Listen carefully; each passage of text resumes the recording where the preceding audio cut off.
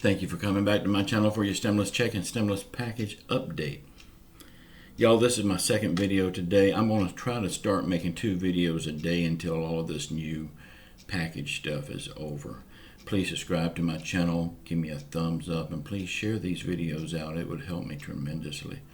Leave your comments. I would love to hear from you. An update on my wife. My wife seems to be feeling a lot better. She's gotten a lot of rest in the hospital. They're going to do the stents today. I don't know what time. I'm still waiting on a phone call from her. You know I can't go up there. They won't let nobody in the hospital. But I'm just waiting on a phone call from her. Thank you all for your prayers, and thank God for answering them. Y'all, I've got a story at the end of this video. I'm going to save it to the end because I know a lot of you won't be interested, but it's how I met my wife. It's a true love story. It sounds like something out of a Hallmark movie, but God knows it's the truth. Okay. All right, boys and girls, it's time to get back to work. It's time to get this bill passed. They say that the stock market is doing very good. Well, yeah, the people that play the stock market's got a lot of money. They're all rich. Plus, they get millions in PPP money, something that the normal people don't get. Now, if the people got that kind of money, the economy would come back very fast. We would not be needing another stimulus check. But if they give us another stimulus check, or maybe even reoccurring stimulus checks to further help the economy, well, that would show that they care. And well, you know the answer to that one. Pamela Harris, Democrat from California, has introduced a new proposal to Congress to help landlords facing foreclosure and renters facing evictions. But I think this will fall on deaf ears because I believe that all the decisions has been made in this next package. Right now, I believe all they're doing is just crossing their T's and dotting their I's before they sign off on it and send it back to the House. So I don't think her proposal is going to go anywhere. And I don't think anybody else's proposals will go anywhere. We'll just have to wait and see. Mitch McConnell is still saying that this will be the last package. Well, in November, he will be out of office. So how can he think he got any say on anything? He don't have any say after that. But people are still losing their jobs. People are still losing their homes. People are still going hungry. And we are facing another big lockdown all over the place. Donald Trump has said that he wants bigger stimulus for everyone. And it is an election year. So when we get further to the election date, everybody's going to see that we do need another stimulus package. And I believe it will happen because the Democrats don't want to say no, because that would be suicide politically. The Republicans don't want to say no because that would be suicide politically. The president don't want to say no for the same reason. So yes, I believe it will be another stimulus check.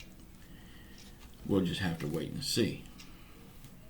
But unless we push them, it won't be. Y'all, I don't need my glasses for this. I'm going to tell you about the story that I told you about at the beginning of the video. It sounds like a story out of a Hallmark movie, but it's the truth. God knows it, and he's the one that arranged it. So let me get me a sip of tea. Y'all, at this time, I was still in high school.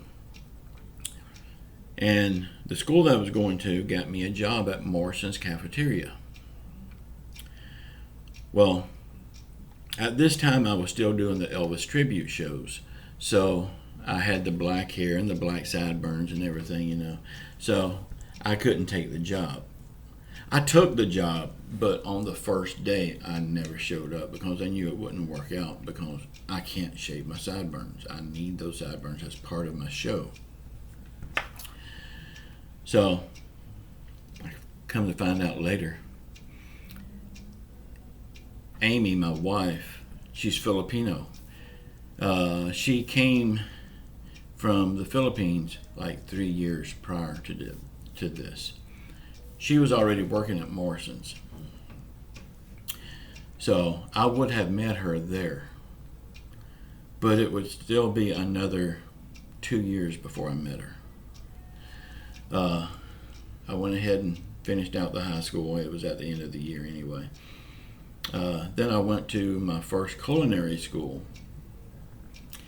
And I was the top student in the class, so there was this other class starting at Pensacola Junior College in culinary that I wanted to go to, and my teacher knew about it, so he arranged with the school to let me graduate 3 weeks early so I could meet that class, or else I would miss it.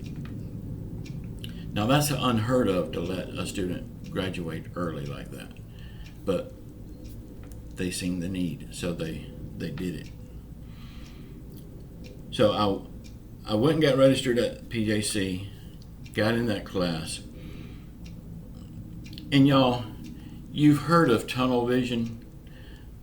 I had tunnel vision that day. I walked in the classroom 5 minutes after the bell rung. Everybody was already in their seats sitting down.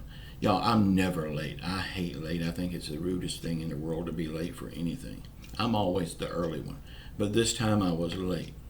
I had tunnel vision walking in. She's the only person I seen. I didn't see anybody else. She was the main focus. But wouldn't you know it, the only seat in the class was right behind her. So we got to talking, and come lunchtime, I brought 2 egg salad sandwiches for lunch. She didn't bring any lunch because she didn't know she had to bring her own lunch.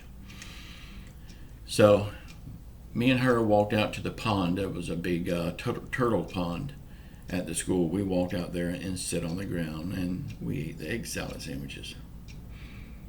That night we went out.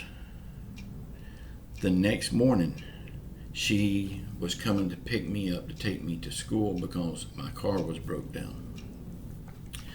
So when she got there, out of the blue, I asked her to marry me. So eventually we did get married. It was like 6 months later. But she said she has to talk to her daddy. Well, my wife's old-fashioned Filipino there. So she had to go talk to her daddy. And her daddy said, well, if he's a boyfriend, that's not my business. But if he's asking for your hand in marriage, that's my business. I need to talk to him. So we arranged for us to talk, and I asked for her hand in marriage. I had never been so scared in my whole life. I think I probably only got 3 complete words out of every sentence.